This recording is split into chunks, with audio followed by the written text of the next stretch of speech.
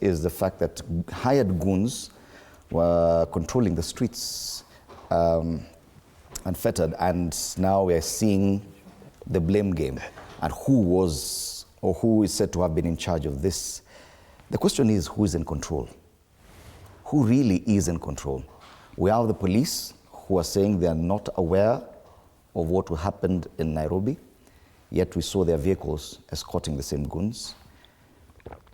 We have the governor who's yet to speak about this, but his face is plastered on the front pages today under the title Thug Bosses. Bwana Ngunjiri Wambugu, do you feel like at some point or at some level someone has lost control? Thank you, Fred. I think I don't even think it's in dispute that we have lost control of the socio-political conversations in our country.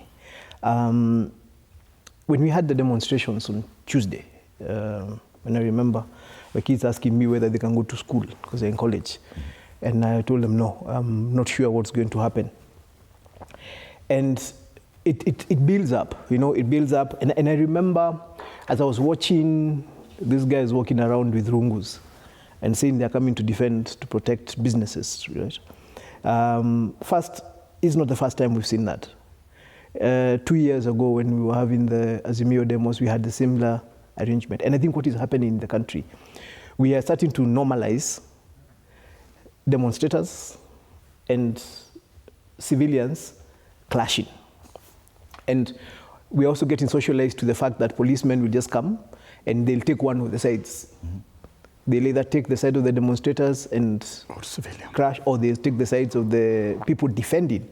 And I don't even know where that concept of defending, because demonstrations is something that is in our constitution. I'm actually one of the very few Kenyans who has a court order with my name on it that confirms your right to picket, to demonstrate, and to present petitions, right? And there's a format and a process of how that is supposed to be done. And it's supposed to be, actually the order I got, I think in 2016, and one I had gotten earlier, says that the police are supposed to give you security to do your demonstrations. Mm-hmm. Now, we now have this other uncontrolled space of, as you're doing these demonstrations, and the police are giving you security, who are these other people who are coming and saying that they are coming to protect their properties from you who is doing demonstrations? At what point have we accepted that demonstrations will always be violent?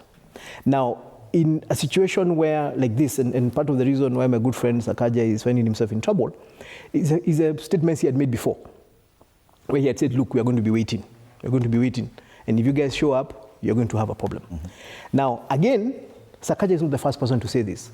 I remember one of the videos I came across when this was happening was one by now Gachagua when he was deputy president. And he had made the same statement when Azimio was doing demonstrations, and he had said, we're going to be waiting, we're not going to allow this to happen. So it's a situation where we have starting to normalize the fact that when you have a demo, there's going to be conflict. And when there's conflict, there's going to be violence, there's going to be looting, there's going to be people getting hurt. Then I must comment about this guy who was shot, this gentleman who was selling masks. I mean, that was just the craziest thing I've ever seen. You know, when first you see, you know, that video was very interesting. You first see the officers aiming at him. I don't know whether his gun jammed or something. Then I think he gave up. Then a colleague walked up to him, and then they're like, oh, you know what, twende. Then they followed up, and then the guy ended up getting shot. You know, thank God that the last information I had that he was still receiving treatment. It tells you first I think we have a lot of anger going around this country. And then something else somebody pointed out to me, actually a counselor.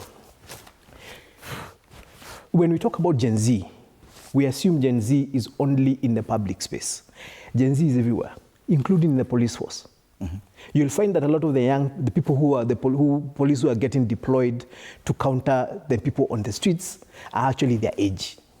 They're young people, some in uniform with firearms, then you bring another bunch of young people not in uniform carrying rungus, and then you bring another bunch of young people with placards who are actually actively doing legal demonstrations, and you have a clash of 3 groups of young people who are all frustrated with what is going on in the country, and then you literally have a hot point of explosion something is going to give. And I think the political leadership, all the way from the president, needs to think about this very, very seriously. Because all these people on the streets, policemen, demonstrators, and the people protecting the property, are all young people. But when we talk about the police service, this is a disciplined unit. Ideally. Ideally, yes. And that's why you exercise control. That leading them in any sort of mission is the easiest thing to do because they simply obey orders. But what we are seeing now, and from the descriptions we saw yesterday on all the dailies, they used one word, anarchy. That the same police are the ones shooting people,